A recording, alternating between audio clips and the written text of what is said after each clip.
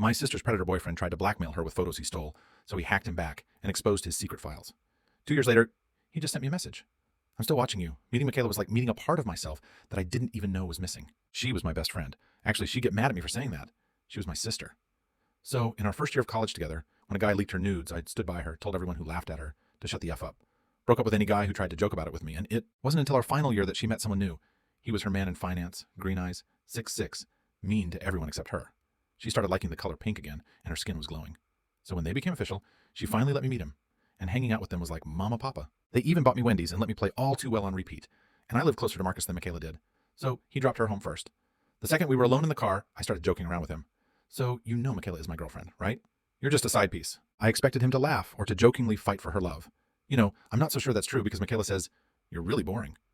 I turned to face him, expecting to see a smile or any other indication on his face that he was joking, but his face was completely flat, and he continued, "You know, you only get to experience college once, and me and Michaela both agree you're wasting it."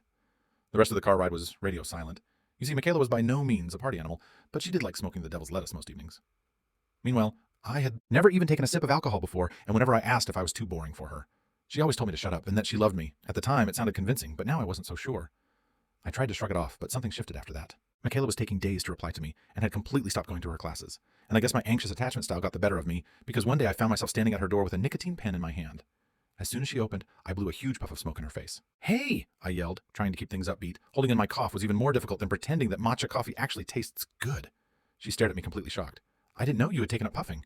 Her tone was neutral and amused. "Yep," I yelled, before doing the O's that I had practiced on the way. She let me in, and after just 2 minutes of awkwardness, we were back to normal, laughing at nothing, gossiping about everyone we knew. That's when her BF came in from the kitchen.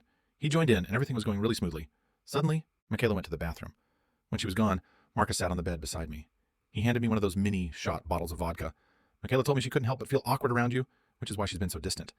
I don't know why I believed him, but I did. And next thing I knew, I was downing the entire thing. When Michaela got back and caught me in the act, she squealed, "You've changed so much. I've been waiting for this moment."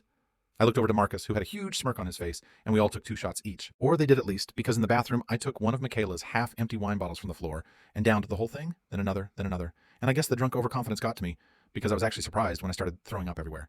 I came back to her bedroom barely conscious, and I don't remember what happened next. But I woke up at 3:00 a.m. to Michaela holding my hair back while I threw up into a bowl on the floor beside me. "Ava, what's going on with you?" she asked, and I was too drunk to resist her interrogation. "Marcus told me the truth, Michaela, that I'm too boring for you." By this point, I had stopped throwing up, and I could see the sadness in her eyes.